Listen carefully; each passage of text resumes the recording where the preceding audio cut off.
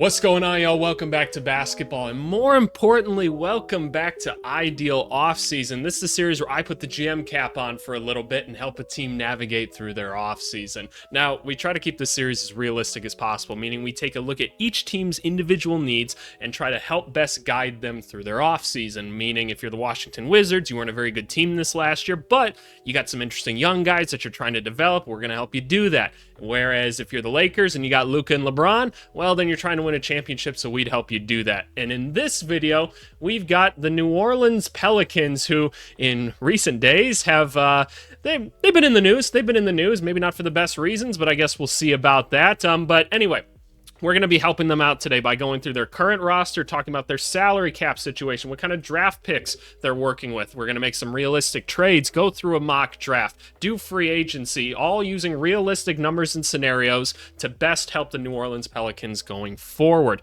But before we go and do that, make sure you guys like, subscribe, and comment. I've responded to every single comment on my YouTube channel up to this point, and I intend to keep on doing so. Other Ideal Off Seasons are out. It's by far and away the most popular series on this channel. The channel's been growing a ton recently. Looks like we're well on our way to 7,000 now. Literally like a week and a half ago, we just hit 5. So channel's growing pretty quickly, and yeah, I appreciate all the love and support. Let's talk about the Pelicans. And that brings us back here to the Ideal Offseason spreadsheet for those of you new to the channel, which I believe about 66% of you are in terms of any given video. I like to build these spreadsheets to kind of help articulate and visualize the stories in my videos, so I did build this sheet to kind of help with Ideal Offseason. You can get access to it if you want to. It's really simple. Just go down into the description of this video. You'll see a link to join my Discord, which is free. You go hop into there, and then you go over to the announcements channel, and there's a download link there for free to get access to the sheet. I encourage you to play around with it. Build whatever you want, post what you make in the Discord. We've got well over 500 people now, and we've now started to add mods to the server because it's getting so big, so we hope to see you guys on there. But anyway, the Pelicans, this was a season of hell for them. This is one of the worst possible seasons you could have had if you were a team this year.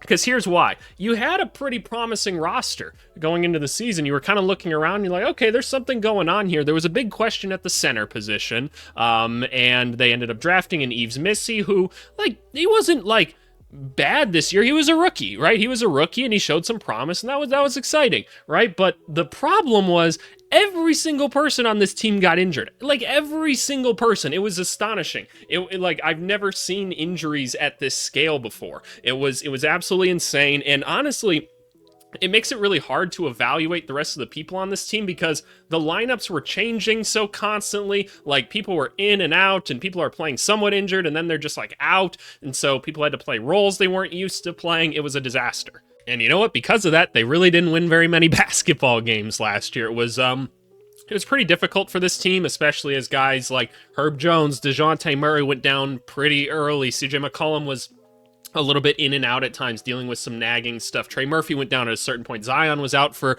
most of the beginning of the season. He was healthy by the end, and he looked great, but it was a bit late at that point, right? So there was a lot that didn't go very right with this team, and there are a lot of questions going forward. So here's what we're going to do. We are, because I'm not going to lie to you, I do not have a great idea coming into this video as to what's going to happen in this one, so you're going to have to stay tuned to figure out, but let's go over their current roster. We're going to go over their salary cap then. We're going to talk about what kind of assets they're working with, and then we're going to develop our strategy. That strategy is an important part of this video because it's going to dictate what we do for the rest of it, but let's start off with the current roster. By the way, I am extremely hoarse right now. I've been interviewing people for my company all day today, so I did like 7 interviews today, and I've been talking a ton, so if I choke out, that's what happened. Anyway, looking at the roster, if you're new to these videos, AVC, what are these numbers right here? These are EPM numbers, which stand for estimated plus minus. It's basically this really, really advanced analytic that we have in basketball to tell us, or to give us a numeric value as to how good someone is at offense, defense, and then just overall as a player. But what I then do is I take those numbers and index them so we can have a 0 to 100 score comparing them against everyone else in the NBA. Kind of helps to add context to things. I'll always say with statistics, it is never a perfect science. It is never a perfect story. There is always context that is needed to go along with analytics to help paint an entire story. So don't look at these as God statistics, especially with this Pelicans team. Like, this is a rough one. Like, obviously stats tell what happened, but there's context around that, right? So important to keep that in mind. But anyway, first guy on the list, Zion Williamson. Let's address this now. There are some rumors about Zion Williamson, or I should say some allegations about some things that have happened off the basketball court that don't sound good at all. Very, very bad things. Look, he is innocent until proven guilty, right? That's how we do things. That's the right way to go about doing things. We're going to hope that those things are incorrect for a lot of reasons, right? We hope nobody's hurt. We hope everybody's okay. Let's hope this is a very, very, very bad rumor. If they turn out to be true, obviously that changes the direction of this franchise substantially. But there was like some reports today from the Pelicans, and look, with everything, right? Like, there's so much media training that goes into things. I can tell you because I've just been through so much of it. People are never going to say that everything's bad, right? But the Pelicans are saying, like, look, Zion's still our main guy right now. Like, we're building this team around Zion, so I'm going to go ahead and presume that they wouldn't say something that bold if they didn't feel like this was going to work out. So let's hope so. Again, so I'm going to kind of go under the pretense that that's the case, right? That's what we're trying to do. So that's great. Zion is a phenomenal basketball player. He's out for most of last season. Let's actually talk basketball now. When he's on the court, he's one of the best players in the NBA. No question about that. You take a look at the numbers here. He worked himself into shape, and by the end of this last season, my God, was he dominating everybody. He was so good. The Pelicans were like competitive despite having no one else on the roster. That's how good of a talent this guy is. And that's why it's so hard to just say you want to trade him, because he's incredible, right? Obviously they shut him down at a certain point in the season because there was no point. They was just better off if they tanked, and so that's what happened. Same thing happened with CJ McCollum. They shut him down closer to the end of last season.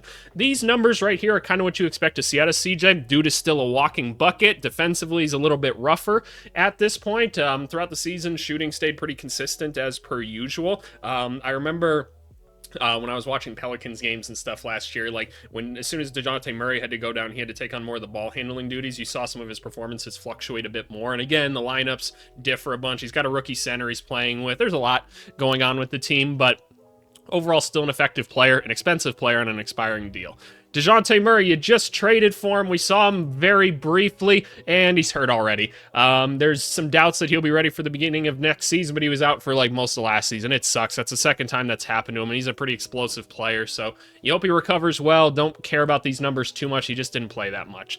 Trey Murphy, wow, did he explode last year? This contract seems like a steal right now. Offensively, dude, like, started out the season kind of meh, and then he shot up, right? Dude was everything for this team. Like, he was really balling. We were like, this is a most improved type of guy. Then he got hurt as well. That sucks. And then there was some drop-offs towards like the end of the season, obviously, with the team just not being that competitive or whatever. But yeah, he was out for the end of last season, and that's unfortunate. Hopefully he's good to go now, because the combination of three-point shooting and athleticism, and he added the ability to create a lot more for himself. That's amazing, man. He's going through a beautiful progression and blossoming. So we like him a lot. Very valuable player. Herb Jones, defenseman extraordinaire. One of the best on-ball defenders in the NBA. Honestly, when I ask some of my NBA buddies, they'll sometimes tell me he is the best on-ball defender in the NBA, which that says something. Offensively, just couldn't quite get it going last year, and then he was out for the season at some point. There's a trend going, if you can't tell. So yeah, be it as it may, man, he's on a really valuable contract for how good he is. Kelly Olynyk, they acquired him at one point, which was kind of a cool thing because we've always wanted to see a spacing center around Zion. He was very consistent in his level of play this whole season, which was pretty solid overall. Nothing to write home about, but like fine. I can't imagine Kelly Olynyk's going to be productive for a ton longer in the NBA, but you never know. He's on the last year of his deal. He's a shooting center. We'll see if we keep him around. Jordan Hawkins, young guy for this team. He's got the team option. You're going to accept it because why not? But his second season was definitely a sophomore slump. He could not really get anything going. And there's part of me that says it's a little bit on the coaching. He's one of the guys that we call microwave scorers. And that's like an actual term that we use. As coaches, we know that a microwave scorer needs to get a certain amount of shots kind of up to make sure that they get going. And when they do get going, they're really hard to stop. And that's what we saw out of Jordan Hawkins in his rookie season. But with these kind of combo combo guards that aren't quite point guards or whatever. He's kind of a revolving door defensive. I mean, he's the 1.9th percentile. That's not good. That's pretty bad. We've actually got quite a few of those kinds of guys on this team with some really low statistics, but this wasn't a good basketball team. That's what happens, right? He just really couldn't get the offense going last year either. Like, getting to the rim was not necessarily a strong point. The jumper wasn't falling. Again, game plan wasn't great. The lineups were inconsistent. So I like to think it can get better, but it wasn't very good last year. Jose Alvarado still doing what he does as Grand Theft Alvarado. We know he's really great on defense, and he's a solid enough offensive player. He stays pretty steady throughout the season for him. So we like Jose. Yves Missy, rookie from this last year. I'd say these numbers are pretty accurate. It's not that he won't get better, because he will, right? This is a very young, very raw player. He's taken with like the 20th pick and a not very good draft. He went to the place I think he needed to go. I loved the aggressiveness he played with. There were so many times where he tried to like dunk on people and take like these giant like gather steps and really try to cock back on everyone, and it just didn't always work.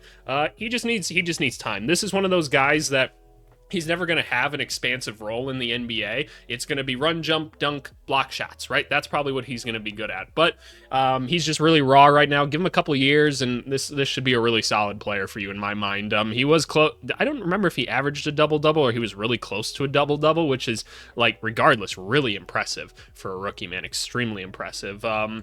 Now we get down to Elfrid Payton and Brandon Boston, both who have team options, were kind of brought in last season.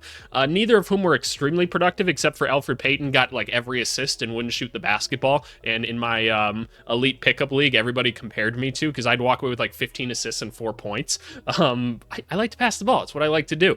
They've told me I need to score more, so I've been scoring more, but it is what it is. Elfrid Payton's still a solid defender, and I'd agree with that. Brandon Boston just couldn't really find himself like really getting like consistently like productive out on the basketball court, I felt like. I mean, don't get me wrong, there were times he had solid stat lines, but it didn't actually equate to anything important in basketball. It's just because he was the one out there, right? So someone had to do stuff. So both of them have team options. I really don't have a need to bring either of them back, so I'm just going to open up the salary and the roster spots. Antonio Reeves and Carlo Matkovic, I believe that's how you say his, both rookies from this last year. Reeves, not a ton of playing time to necessarily talk about. Supposed to be kind of a scoring guard. No, he's not guaranteed this season, but I'm going to guarantee him because why not? Maybe we'll use him in a deal. I don't know. And then Matkovic, I'm very curious about him. Defensively, he was not good last season. He was not. Offensively, I actually think he's pretty promising. He was one of the better players around the rim last year in the NBA. His rebounding numbers are pretty good from what everybody tells me, because I've got some connections here. They're like, really smart guy. Like, he really gets basketball. Like, you could probably do a lot more with him offensively if given a bigger role. So something I'm curious to see expand. He was a rookie last year. It is what it is. I know he's been playing down in the G League, so he's not like a true rookie in that sense. But I'd like to think we can expand his game a little bit, so I'd be curious to see if that's at all possible. But regardless, that's the roster. Let's talk about the salary cap situation. For those of you new to the channel, there's 4 levels to the NBA salary cap. If you want a real in-depth explanation, well, then you can go down to our Phoenix Suns ideal offseason video. It was the first one we did this year, and I went into much more detail there about it. But here's your quick rundown. First level is the cap line in and of itself. When that number hits 0, like this one right here, we've crossed the cap. That means we can only re-sign our own players for anything more than a minimum contract. There are exceptions to that, in which we might explore in this video. We'll end up seeing what we need to do with that. But for lack of a better term, that's kind of how you should treat this.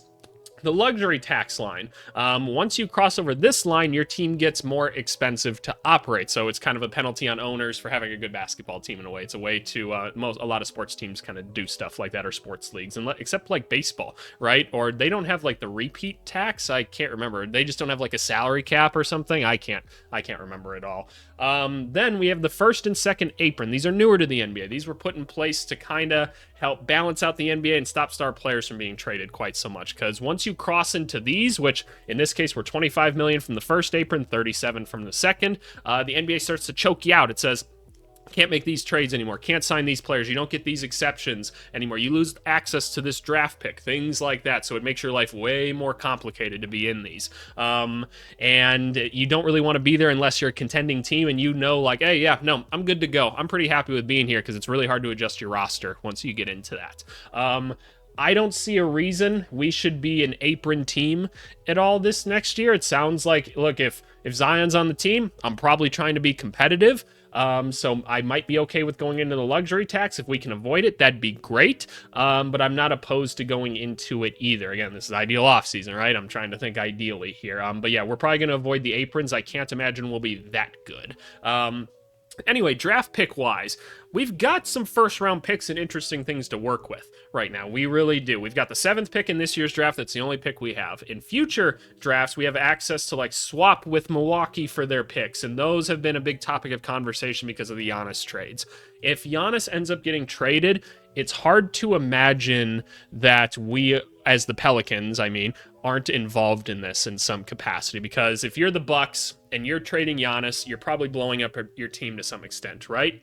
And what do you want if you're blowing up your team? Access to your picks. So if a Giannis trade happens, we're probably giving back those picks and getting some sort of asset in return. And maybe we don't necessarily want to, but we'd be smart to take advantage of that. So I don't want to trade these picks necessarily, and even like if Giannis doesn't get traded, it's a nice asset for us to have nonetheless, because maybe the Bucks just bottom out, maybe something does happen to Giannis later. It's just nice to have that asset. I don't feel the need to trade it right now. I'm gonna probably be operating under the pretense that I just don't think the Bucks are gonna trade Giannis. At the time of recording this, we know nothing about that, so I'd presume they wouldn't tell you till after the season anyway, but yeah, I think that that's how we're going to operate, so we'll probably just be holding on to these picks. But not a ton of second-round picks going forward, but we have access to our firsts, and that's a good spot to be in. So, with all of that being said, what is our strategy for this video? Well, I told you that with Zion and his situation, but it sounds like we're feeling comfortable with it. At least I'm going to presume they're a little bit comfortable with it. I'm going to act as if we are trying to win some basketball games next year. We're not going all in, but we're trying to win some games. And here's where I want to strike the balance. What I want to do is I want to make some upgrades to this team. Somehow, some way, I'd like to make some upgrades and try to maybe take advantage of some selling teams, because there's some teams that kind of have to sell off some assets. I'd like to try to take advantage of that, add a couple vets to this team, try to plug some holes. But I also don't want to commit to anything long-term, because let's say we have Zion this next year, right? Everything's going well, he's healthy, and we're not like that great. Well, then I want to have cap flexibility going forward to where we can kind of do a soft rebuild or reset. That's kind of the same approach I took with the Timberwolves video. Spoiler alert, go watch that one, I guess. But Zion's a really young guy still. So if after this year things aren't going well, I'd love to open up a ton of cap space so that we can make some moves to better fit the team to him as needed after that. So I want to get better for this year, but I want to maintain roster flexibility after this year. So that's what we're going to try to do. That's the strategy we're going to attack this from. As far as draft picks, I can't imagine us adding more picks this year. I don't necessarily feel it's needed, but we can get a really good player with the 7th pick, man. This is a good draft class. So I'll be curious to see what we can do with this. But let's move on to the trade portion of the video and figure it out. And that brings us back here to Fanspo. Fanspo, for those of you that are new, is a really cool website that helps you do like these mock trades, mock drafts. They've got a bunch of other cool tools and resources to use. I'm not sponsored. I just kind of like to give them a shout out because I think they're cool. A quick note, did you just skip the last like 15 to 18 minutes of this video? Guess what? Your mama's a hoe and your nana. Both of them made me Cheerios this morning. That's right. What were they doing making me Cheerios in the morning? I don't know, but they was there. I was there. You figure it out. No, for real though. Yeah, please don't skip that part of the video if you can help it. Like there's so much important context as to what we're doing in the video, and I know about 55% of you do. It used to be 65%, but now I started yelling at you, so I scared 10% of you. But anyway, it's important context as to what we're doing in the video, and I, like every video I do, I get like 9 or 10 stupid comments that just didn't listen to why we're doing what we're doing. The ABC, why are we doing this? Dumbass, just watch the video. I explain it. I try to be thorough. But anyway, trades. You're here for trades. You skipped to this part of the video for a reason. You want to see some trades. Well, let's think about trades. How are we gonna go about doing this? We currently have 4 open roster spots, and we have 1 draft pick, meaning that there are 3 open roster spots. But we also have free agents, right? And so looking at our own free agency list right here, who do we want to bring back? Well, none of these guys at the bottom I'm all that interested in, including Jeremiah Robinson-Earl. I'm just not really that keen on bringing him back. Antonio Reeves we already talked about. Bruce Brown Jr., though, who we traded as a part of the Brandon Ingram thing, I would like to bring him back if I could. Bruce Brown's a good basketball player. Maybe not the most logical fit on this team, but I'd prefer not to lose him for nothing. We very well could, and I'm not going to be like absolutely disappointed if we can't, but I'd like to find a way to bring Bruce Brown back if we could. Don't ignore his stats for most of this because he was pretty injured last year as well. Again, the trend kind of continues, right? So Bruce Brown, typically a pretty good utility player, but he's been pretty injured as of the last couple seasons. So I don't think it would cost that much to go get him, but I'd like to have him on the team if I could. So really we got 3 open roster spots, or 2 open roster spots after the draft pick. So what are we going to do? I haven't done much thinking with this, but I've got an idea. The Celtics are in an interesting place right now, right? Where they've got some really good basketball players, but because of how the cap space works, they need to sell some people off. Jason Tatum's most likely going to be out for next season, right? And so this is a really good opportunity for them to try to duck the luxury tax and reset that compounding tax that we talked about, right? So that it's not so expensive for them to run the team. We all kind of knew this was going to happen regardless of the Tatum injury, just because everyone was kind of projecting and I've got plenty of people that were telling me no, they literally can't be profitable next year if they don't move some people. The compounding tax is too much. So I want to take advantage of them selling some people. Most likely they're going to have to sell Drew Holiday and Kristaps Porzingis first. I would love to add Kristaps Porzingis to this team. I know there's a lot of concerns medically and everything. I'm presuming that they're going to figure out and diagnose the boy and help him out, right? Because when Kristaps on the court, he's a really good basketball player, and we've been looking for kind of that spacing center to have around Zion for a long time. Because here's the interesting thing with this team. Zion Williamson is kind of a unique type of player in the way he operates, right? He has a very specific operating area. He's just around the rim. That's where he goes, right? He can have the ball. He can be without the ball. New Orleans actually runs a very unique offense that's kind of flipped on its head of what a lot of people run to try to get shots open towards the 3. They do the opposite and get him going towards the rim, which is actually kind of cool. The concern that people had with guys like DeJounte Murray, right? They're he's in the same operating area. How's that going to work? We never really got to see it. When you have a non-spacing center like Yves Missy here, he can't really do much if he's not around the rim either. So you got this congestion, right? So I'd love to have Kristaps here, who doesn't work around the rim all that much. He can go without the basketball, be on the 3-point line, just go shoot for us. So I would like to find a way to get Kristaps over here. The problem is making all of the money work, because the Celtics don't want to take much money back. That's not really something that they're probably keen on doing, because they're actively trying to lose money, but they also still want to be competitive next year, right? So I can't just give them CJ McCollum back. I need to give them something else. So here's what I'm thinking. We've drawn up trades before with the Orlando Magic in a situation like this, where we've moved Wendell Carter, who could still be a really productive center for them. But he's much cheaper.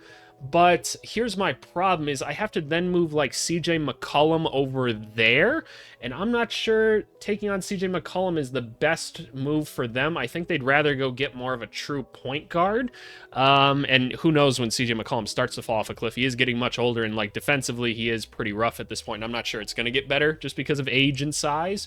Again, the framework could probably work, but I don't know. That seems harder. What I'm thinking we do is do something more with the Chicago Bulls, and we move Vucevic, who he gets paid more money, but he's extremely productive still. It's only a 1-year deal for Boston, so it saves them quite a bit of money, but they still have a productive player, right? And then we would move CJ McCollum over to the Bulls, who the Bulls should just be tanking, right? They might, for all we know, CJ McCollum will just get bought out. That's not typically how Chicago works.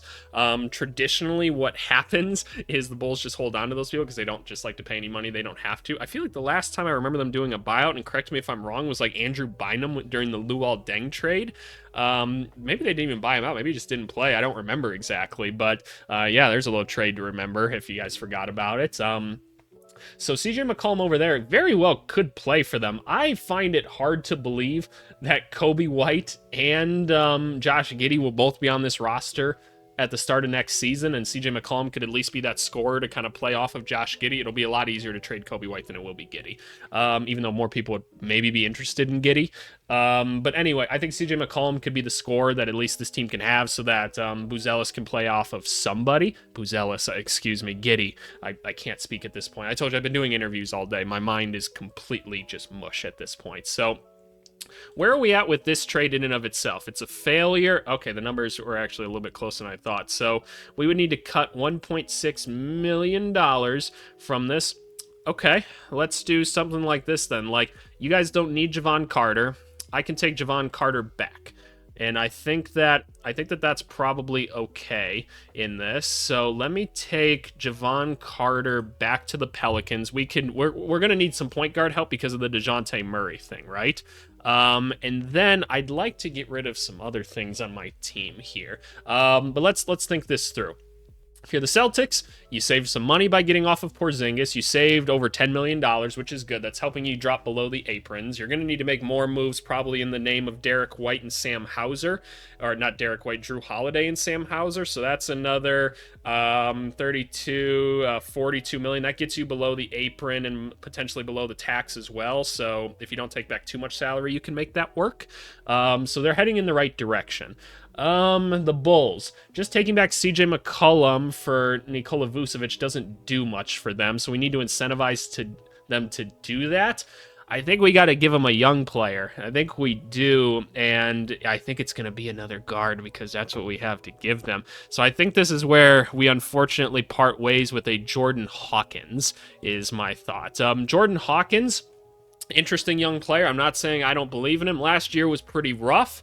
And I think he just needs the opportunity to be in a more consistent system where people are setting him up more frequently. He's going to get the chance to shoot the basketball in Chicago next year. Again, presuming that like a Kobe White isn't there necessarily. So I'm acting under the pretense that that's what's happening. So again, context matters, right? That's why the Bulls would be doing this, is presumably they're doing some sort of Kobe White deal. Maybe even Lonzo Ball moved, right? And so they're taking on these guys. Maybe McCollum gets bought out at some point, and Jordan Hawkins, they can have a shot with him as an interesting young player. They need guys like that. Maybe I could give the Celtics another cheap role player as well. I look at Antonio Reeves, the rookie last year. I like, look, the upside of isn't extremely evident in this player. I don't think it's a big deal, but for the Celtics, this is a cheap guy to help fill out their roster, and they have one like second round pick already, so this is kind of like having a second one, and they don't even have to go find it. Again, they're trying to save money so they can fill out their roster with these extremely cheap like second round dudes. I don't think that's the worst thing. They get a young guy for Porzingis as well. Do we feel the need to include like more draft picks in this? Potentially. I feel like I might have to throw like a second round pick at this as well to the Bulls. Because the Bulls love their second round picks. Oh, and look, we have Chicago's like protected second round pick. So we just give that back to them. Say like, look, now your pick's unprotected. You have permission to tank. This trade should work. Yep, okay, the numbers in my head work. Let's review. We get the best player in this deal. Well, potentially. It might be Vucevic, honestly. But we get back Porzingis, who helps us win this season, right? Presuming that he's healthy, right? We get him back this season. He's the spacing center we've been looking for, and if not, well, he's gone. And then we've just cut $30 million off the books, which we were going to lose in CJ McCollum anyway. But in this case, this should help us win more basketball games in a position of need for us, right? We also picked up Javon Carter, who it's a one-year deal as well. We need some point guard help. He can give us some point guard help. The Celtics, they still get a starter quality center to keep themselves competitive. It's just 1 year too, so if it doesn't work out, he's gone. You get a young guy in Antonio Reeves. The Bulls, they got a young guy, and they got their own pick back for Vucevic. Might be the best that you get at this point. CJ McCollum's on the team too if you're trying to at least keep some competitive players around Josh Giddey, which I don't think is the worst idea ever. And again, you'll have cap flexibility once he's gone. So I don't know. I don't think that's the worst thing in the world. I think that's a pretty fair deal for all sides. So let's reflect that here. Kristaps Porzingis goes here. Jordan Hawkins is now Mr. Javon Carter. So that's there. We've technically taken on a little bit more money with this. And we also got rid of Mr. Antonio Reeves right here. So our shooting guard position is looking mighty thin right now. Honestly, I'd probably just move Herb Jones here. And this is when I get the YouTube comments like, if you see Herb Jones is not a shooting guard. Shut the fuck up. Shut up. Your comment is dumb. I'm just being real with you. It's dumb. I'm just doing this for like visualization purposes or whatever. You can do whatever you want with these lineups. And I actually do think Herb could play the shooting guard. Guess what? I do. You're going to be like, he's not a good shooter. Oh, guess what? Neither is your mama. But I still, she still made me Cheerios. I don't know what I'm talking about right now. So just ignore me, man. I'm tired. I had 7 interviews today. Leave me alone. Okay, so that's that. That's the first deal that we've made. Oh, I should probably adjust this stuff as well. So now Kristaps is here. I moved these guys down the list just a little bit. And now this is Yves Missy. Cool. We now have Mr. Javon Carter here because we don't know where DeJounte Murray's going to be. Okay, and let me move Herb Jones so he's off of that. Okay, that makes the team instantly better, right? Just assuming we have a healthy Porzingis, cool. We are $17 million away from the luxury tax. We haven't paid a Bruce Brown yet, and we would have to bring in a couple other guys. The 7th overall pick won't be cheap, so I feel like we need to find a way to move off of Kelly Olynyk. And here's how we're going to do it. We have to call up one of our favorite teams, the Brooklyn Nets, is my thought. The team that has so much tax space, it is fucking ridiculous. And they don't exactly have a good salary matcher here. We're not going to get a Cam Johnson or Nick Claxton back for Kelly Olynyk, who's just not the most valuable player in the world. And I would have kept Kelly Olynyk if we didn't go and get Porzingis, because again, I think it's interesting to test like if this is the kind of center that we need on the roster, but here's kind of what I'm thinking. Here is what I'm thinking. We really don't have to take much salary back at all. And what could actually benefit the Nets is they're in this spot right now where like they're trying to lose games, right? They don't want to be a very good basketball team, and like that's cool, right? They won't be if they add Kelly Olynyk, right? They're still not going to be a good team. But they also want to facilitate other deals going on, right? In order to facilitate a lot of those deals, you have to have players with like some financial backing behind it. Like you need to have some money and some salary to make that stuff happen. Kelly Olynyk can actually help you do that. So it's kind of one of these moves where like, yeah, like you have to pay somebody anyway. Like you just have to. So we give you a guy that, again, won't help you in very many basketball games, but he can help you execute other deals that you're trying to make that actually benefit you, and we'll take back something you don't want. So what I'm thinking is we just do a Kelly Olynyk to the Nets in exchange for a guy that's, in all honesty, just not that valuable, and at the shooting guard spot that we need, Tyrese Martin. A guy that is a shooting guard that plays hard on defense and can't quite shoot the three right now, but hell, we'll take him back. That should work financially. Do we ask for anything else? Because, like, at least Kelly Olynyk's kind of an NBA player. Tyrese Martin, we'd have to guarantee his contract, by the way, which I'm fine with. He's a cheap contract. Do we ask them for something else back? Because they've got, like, a bunch of like other picks and stuff. Would you guys be willing to give us a little something else? Do you guys have like an excess of picks in other places? Can you just give us like this 2029 Warriors pick that could be a decent pick by 2029? You want to just send that back with us? I think that'd be really, really nice. Thank you very much. Again, we gave you an NBA player for a guy that's not quite an NBA player, so I think that's okay. So this Bulls pick is no longer here. We now have the Warriors 29 second round pick, and Kelly Olynyk is now Mr. Tyrese Martin here, which, as you can see by his numbers, not great. It's not a huge deal though overall, so we throw Mr. Tyrese right there. Cool. I think that's fine. Now we have plenty of space to work with, and now maybe we can use one of these mid-level exceptions or something on Bruce Brown, because I have to imagine that's kind of what he goes for at this point. And oh yeah, Kelly Olynyk's not there, so we now can move Carlo back up in here. Cool. I don't feel the need to really move anybody else. We're going to draft somebody with the 7th overall pick. It could be at any position, honestly. It really could be. We're kind of just going for best available at this point. I'll also note, I think we could trade back in this draft, but I kind of want to see who becomes available before we decide that. So let's go to the mock draft. Let's see who's available, and we'll go from there. Alrighty, so that brings us back here to the Fanspo mock draft simulator. It looks like the order got like a little bit interesting there for a second. Look at that. VJ Edgecombe fell to 5. Ace Bailey went 2. Interesting. Okay, fair enough. So, we've got some interesting talent here overall. With the 7th pick, who's after us? The Brooklyn Nets, and like Toronto still has to go. In my mind, Toronto's only trading up if it's like a guy like Maluach or something like that, and he's already gone. So I think we're probably staying put with this pick, at least for now, which, not a big deal. There's some interesting players here. Jeremiah Fears, really, really raw point guard. Like, maybe we will need some long-term point guard help. We don't know what DeJounte Murray's going to come back at, and maybe he's going to be hurt again. We don't know. He's a little bit unreliable right now, and we could probably use some other help at the point guard spot, so that's not out of the question right away. Him being a day one starter in the NBA, I wouldn't necessarily bank on it, but if he had to do it, it's not the biggest deal in the world. He can create kind of his own shot right now. I feel like for the first like month or so of the season, it'd probably be good, and then people would figure out he has like 2 or 3 moves and it'd be over, and that's okay. He's a young player. You expect that. I think the shooting will eventually come around for him. I don't see the high level athlete that a lot of other people see in him. It seems kind of average to me, but that is what it is. And average is good because he's still an NBA player, right? Next up, there's Knipple. So if we want to get like another guard or wing on this team, kind of a maybe a high floor, low ceiling type of guy is what we imagine. Catch and shoot type guy, physical defender. Interesting. Noah Senge, not a clear like thing that he does particularly well, but he's got a really interesting frame and a decent amount of athleticism. So we're always curious about him, but until the shot is a little bit more reliable, I don't really want to add another forward like that around Zion. You look at Yakachonis, that interests me quite a bit. Yakachonis, in my opinion, right, for those of you that don't know, like my background is like a player development guy, coach, all of that stuff. I do scouting as well. What I currently do in my position is I'm like a what do you call it? I'm like a scout on retainer through the business that I own. And so for the current team that I work for, I've been scouting this class, helping them build out their draft strategy, things like that. That's what I'm involved in.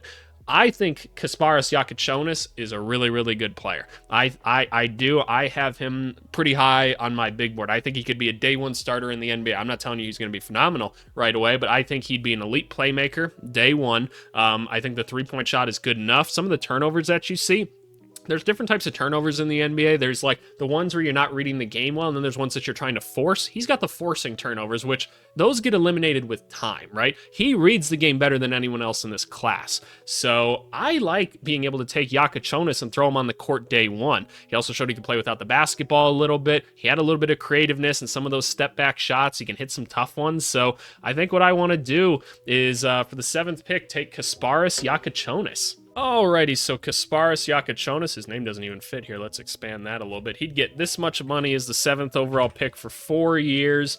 I'm gonna put him as the backup for now, I guess, just because there's I don't know if DeJounte Murray is going to be ready for the start of the season, and he'll be back at least at some point. So I'm going to put Yakachonis here. He might very well start the year. And I actually think him and Alvarado could play off of each other at times, because again, we did see Yakachonis in Illinois' offense, which is pretty interesting. Like, it is a little bit modern.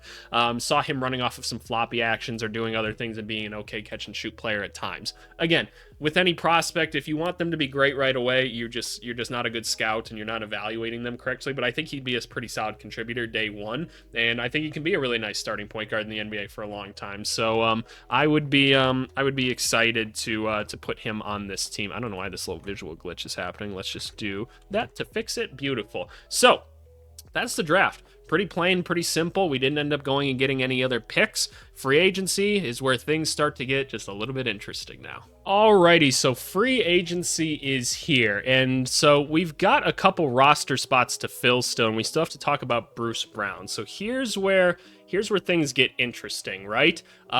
We are in a pretty flexible financial spot, actually, overall, because we've got some pretty cheap guys on this contract, some of them a little bit more expensive. But where we're currently at is we're past the cap, but we're $20 million away from the luxury tax. So we do have some exceptions to work with, so we don't just have to sign minimum contract guys.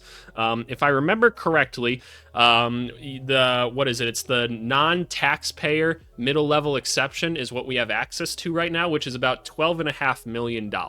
So we have about $12.5 million that we can give out to people that either weren't on our team or just to whoever, and we can spend that money. So what I'm wondering is if, like, how much of that do we want to give to Bruce Brown? Because, again, we can split that money. By the way, if you use this exception, we can't go past the first apron. We get capped, like, right there, which we're pretty far away from, and I don't think we're going to reach it. So I'm thinking we're going to use this, like, $12.5 million on a combination of people. But the question is, what do we want to do with it? It's like, I feel okay at the point guard spot now between Yakachonis, Carter, Alvarado. Like, I think we're going to be okay there. I feel like we need to go out and find some wings or something, but With Bruce Brown being one of the people, and again, he's been injured so much recently, I'm not sure if he's really going to command all that much more. I'd like to look around and see what else there is to be like, hey, do we want to pry some other people away?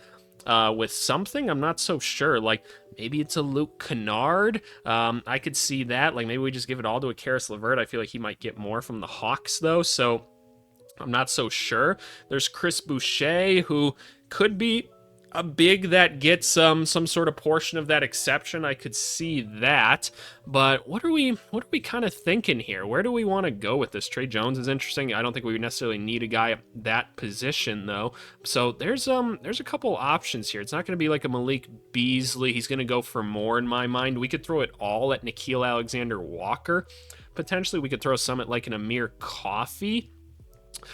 Shooting wise, he's pretty good at that spot, so maybe we do something like that. Let me think this through. So 12.5, how much do we think Bruce Brown's going to go for? Because I'd prefer not to lose Bruce Brown for anything. Do we think he goes for the whole 12.5? I can't imagine. Like, let's just pull up Bruce Brown and just see what we were working with just this last year. And again, injured, right? 41 games, literally half the season.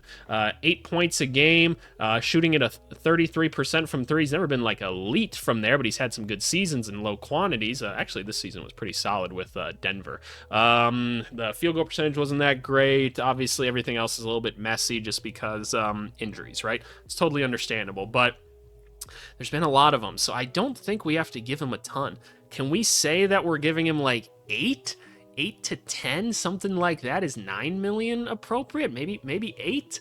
I feel like 8's okay, right? I feel like $8 million is okay. So do we want to say we're using $8 million on him and we give him like 3 years, 24? Who's going to give him more than that, right? I don't know. Maybe somebody outbids us and gives him more of like this non-taxpayer middle level exception, but I think that 8 is probably appropriate. So let's do this. 1, 2, 3, 1, 2, 3. I believe we have to give him at least 3 years. So let's just give him the deal for 3. I think that that's fine in and of itself. So let's move Tyrese Martin down. Let's move Bruce Brown there. Maybe you want to start him. I don't care. Like I said, I just don't care that much. This is just for my visualization. So cool. I could still use another $4.5 million. And what I might want to do is I'd like to find like another forward in some capacity to spend like $4.5-ish million on, but who is that? Not Marvin Bagley. Is it Chris Boucher? I think he'll go for more than that. If I'm being honest, like a Trey Lyles would be kind of interesting. Is Trey Lyles really going to get anything more than something like that at this point? Let's pull him up, because Trey Lyles is always like a very solid contributor, but I feel like he didn't have like that great of a last season. And mind you, the Kings season was just disastrous, but yeah, a little bit down in production, but it's an established player. He's been around for a long time. He's been pretty consistent throughout his career. This is the first time in a while where we've seen that strong of a dip in the three-point shooting, and even then, with all the nonsense that happened last year, he was still somewhat competitive at the three-point line. He's just below league average, so I feel like we could get something out of this. So that's an option, is Trey Lyles. And again, spacing big, that's what I want. Jake LaRavia, I feel like there's a chance he goes back to the Kings, or at least a pretty good chance. Taurean Prince can shoot the shit out of the basketball at the forward spot, so that's an interesting option. We could draw him out with that. There's Yabu Sele. I think he's going to go for more, but he'd be a cool player to have next to Zion. Oh my god, would that sell some tickets? I kind of like the Trey Lyles shot. I think that's what I want to use the last bit of this on. He very well could go for a minimum, but I think I just want to give him like a 1 year 4.5. Tell him, hey, you're coming to this team right now. So let's give Trey Lyles a spot for 4, 5, 1, 2, 1, 2, 3 for just like 1 season, and that uses up like our mid-level exception right there. I could see Bruce going for more, and you guys let me know in the comments what you think. We're down to have discussions. That's the whole point of these videos.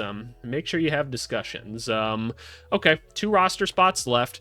We're going to use minimum contracts now, and we should be good. We're going to avoid the luxury tax line altogether, so let's just go get what we want to get. I think we could use some other forwards. I think that that's probably a good idea. And then Is it worth going and getting one more center just in case Porzingis goes down? I'd say that that's the case. I think we're okay at the guard spot otherwise. So let's go find another guard, or excuse me, a forward that we could bring in for a minimum contract. Who would we want to do this for? Dougie McBuckets, just bringing some shooting. Torian Prince would be cool. We could guarantee him some playing time. Well, not necessarily. We got some good forwards on this team. Josh Minot, I could see them just bringing him back, because why not? Lindy Waters would be kind of cool. He can at least space the floor at times. He's not always the most consistent, but he's young. He's young. Torrey Craig. If we want, how are we doing on vets on this team, right? That's a good question. Like, when I look at this group, there's not a strong veteran presence. There really isn't. And if I think about my forward rotation, I mean, presumably DeJounte comes back at some point. All of these guys are playable basketball players. You got Bruce. Tyrese Martin did play last year. He doesn't have to play. But Herb, Trey, Zion, and another Trey. Damn, double Treys. That's hopefully going to equate to a lot of Treys on the basketball court. That's a fucking horrible joke. Oh my God. I need this day to end. I wonder if just bringing in like more of a veteran guy and Torrey Craig isn't the worst thing. As you guys hear me say in these videos, like I talk a lot about culture and everything, which I feel like a lot of people don't completely understand like the value of it, and like, why would you've never been like in a high level basketball scenario, and like that's fine. I can't understate the value of just having important guys like that on the team to kind of keep the team like organized and straight. So I don't hate the Torrey Craig shout, and he is still like a productive basketball player for the most part. Like he's not going to make a huge difference, but I think he could be something for us. Otherwise, like I'd love to get a Nick Batum, but I can't imagine he's going to be going anywhere. So I think that's kind of what I wanted to do. Maybe Larry Nance even. Larry Nance could kind of do that center position for us potentially as well. He'd be coming back to the Pelicans. He's been here before. But let's just look at the center spot before we make an absolute decision. Who can we get for a minimum contract to come in here? Just do some things for us. Do some things. Vukacic would be cool if he was available. I could see that potentially being a thing. I could go after a Jackson Hayes or something. I could go after Mamu. Tony Bradley's not a bad one. Maybe they bring him back. Paul Reed, at least we know he's going to give a hell of an effort. That could be an interesting one. Quentin Post isn't going to be available. Carlson, I'm not so sure about that. Koloko. Jericho Sims, he's too redundant to Yves Missy. I wouldn't mind going after B-Ball Paul. I don't think that's such a bad idea. Again, it's not an elite center, but we're not committing to anything extremely long term with this one. So let's just have another big on the roster just to call it fair. Do I want to go with Larry? No. I think what we're going to do is we're going to do Torrey Craig and B-Ball Paul. So that's what I want to do. Let's do Paul Reed and let's do Torrey Craig here. Let's take a look at how many years all of them have been in the NBA, so we know how much to give them for a minimum contract. 7 years. Cool. There you go. You grab your $3 million here for Torrey Craig. There you go. That's how much you get for 1 season. You're going to get 1 season. How much are we getting for Mr. B-Ball Paul?